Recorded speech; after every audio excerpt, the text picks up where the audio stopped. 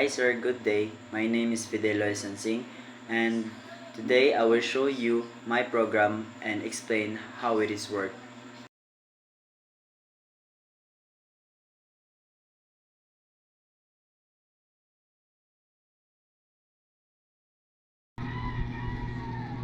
This line allow all the utility classes from Java.util package like ArrayList, Scanner, and etc.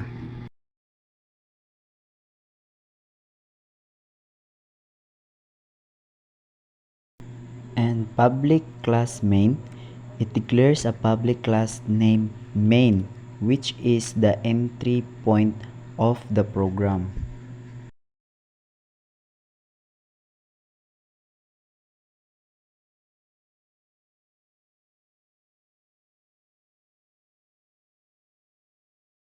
And this line of program define the main method, which is the starting point of execution.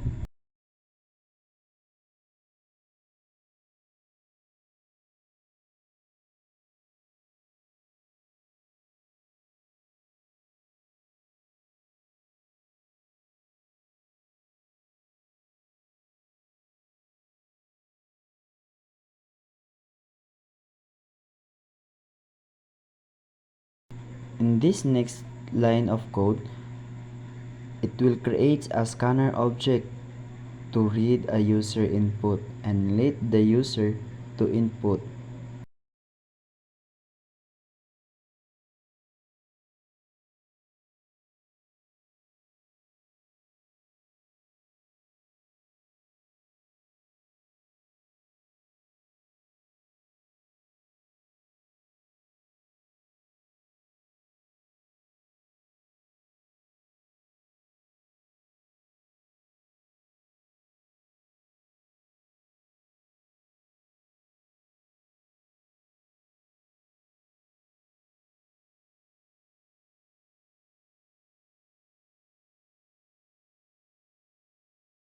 Now let's create a loop. This loop is an infinite loop. It will always keep running until the user type quit. System.print.out. This allow to display what is inside in the parentheses.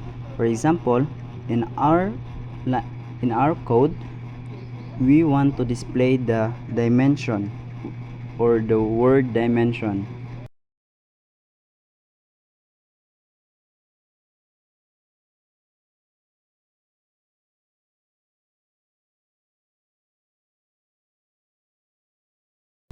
String input equals scanner.next close open parenthesis semicolon. This allows to read the user as a string and store it in the variable called input. We read the user input as a string to avoid error when the user input is quit.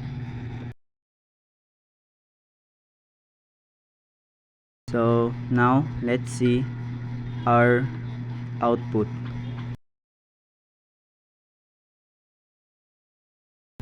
This is the reason why I let the user input as string.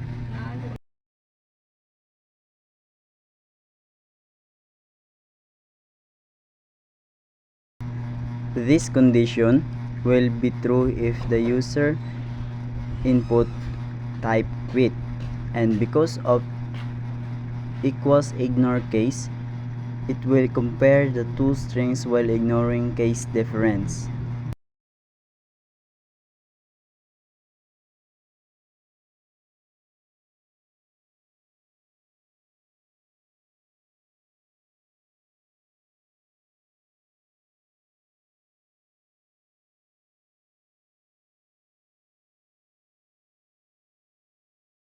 If the condition is true, the loop will stop.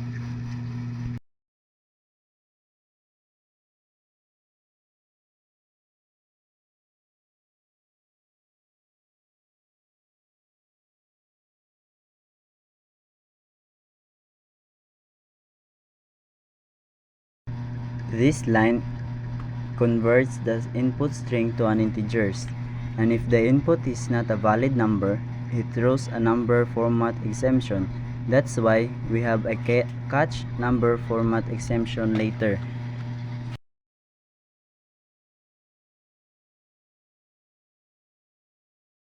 Integer.parseInt. This will convert the string input from the user to integer.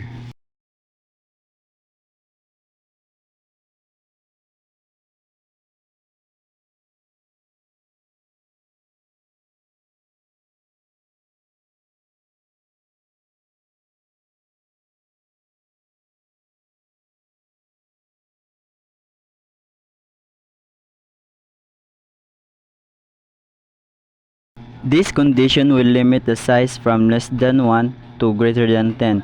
If the size is equal to less than 1 to greater than 10, the system will print invalid dimension. Please enter a number between 1 and 10, and if the statement is true, the loop will continue.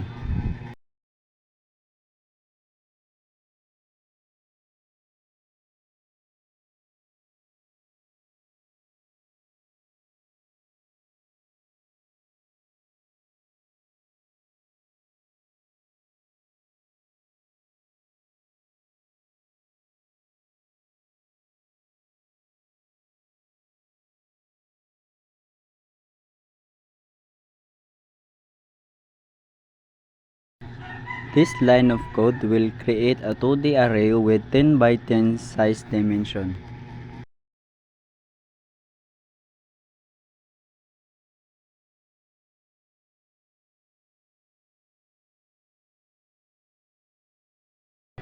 So now we will create a for loop or nested for loop. This loop will the first loop will deal with rows and the second loop will deals with column.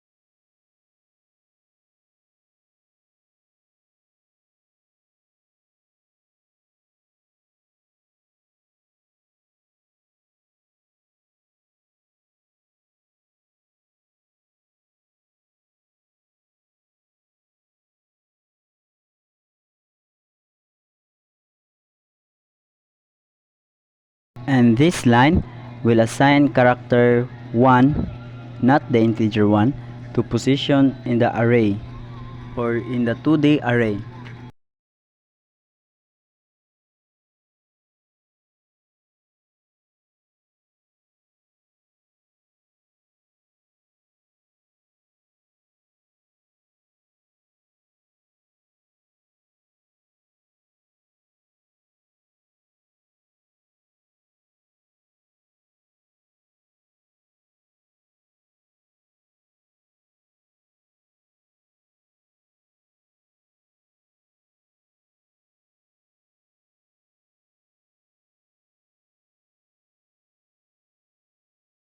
As you can see, there's an error.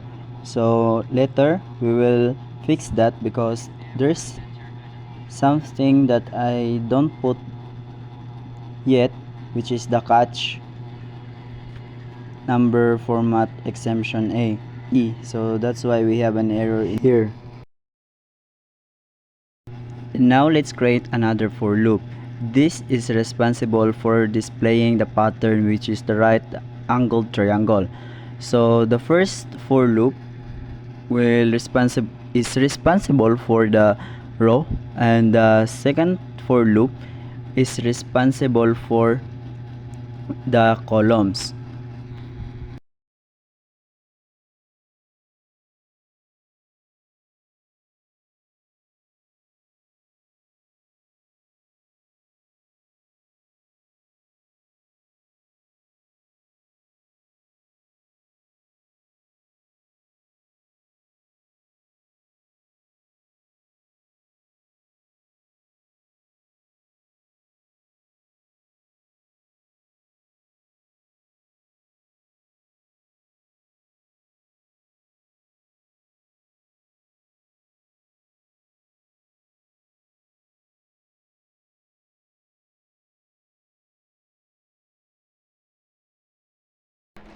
So in this next line, we will print next line.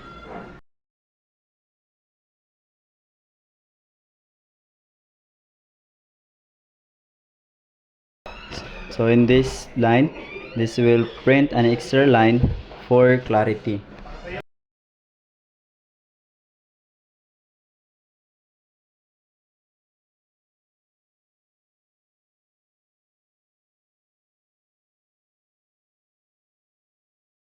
Now let's fix our error, which is our try catch syntax. So now let's finish our try catch syntax.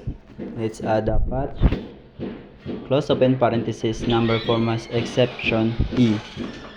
So this line catch and handle errors that occurs when trying to convert a string into a number but failing.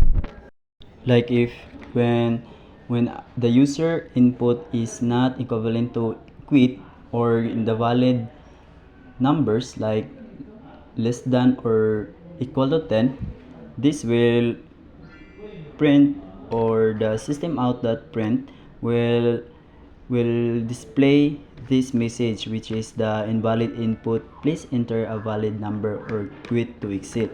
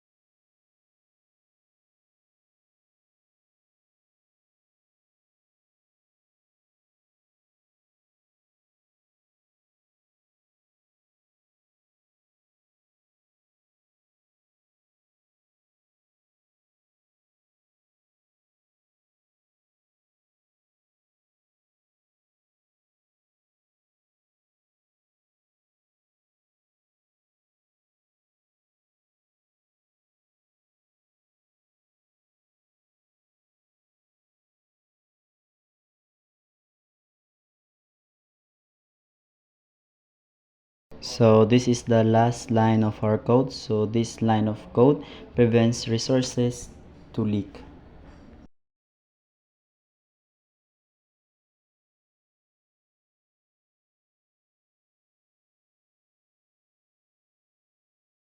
So this is the final output for my code.